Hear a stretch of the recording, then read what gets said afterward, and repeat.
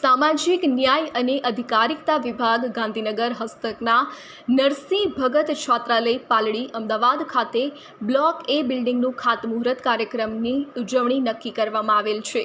આ કાર્યક્રમ અંતર્ગત માનનીય મંત્રી શ્રીમતી ભાનુબેન બાબરિયા, સામાજિક ન્યાય અને અધિકારિતા મહિલા અને બાલ કલ્યાણ ગુજરાત રાજ્ય ગાંધીનગરના વરદ હસ્તે તારીખ 1/7/2024ના રોજ સવારે 9:30 કલાકે નરસિંહ ભગત છાત્રાલય CNG પંપની સામે પાલડી 4 રસ્તા પાલડી અમદાવાદ ખાતે રાખવામાં આવેલ છે।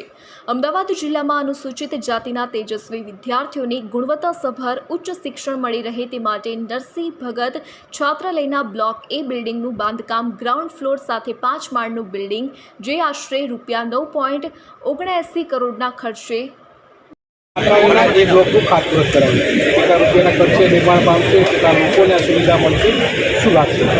આજે અમદાવાદ છાત્રાલય ખાતે બ્લોક એનું ખાતમુહૂર્ત કરવામાં આવ્યું છે।